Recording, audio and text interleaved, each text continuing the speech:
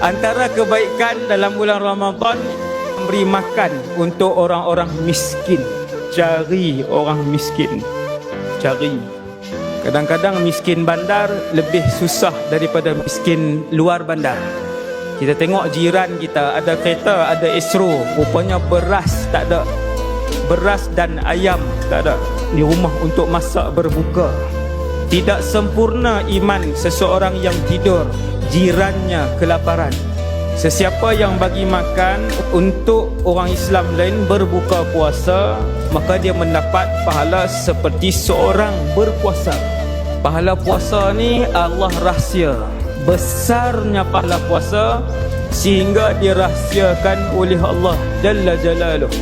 Bila kita akan melihat pahala puasa di mahsyar nanti, pahala dan dosa akan dilihat dengan mata kasar kita di padang mahsyar.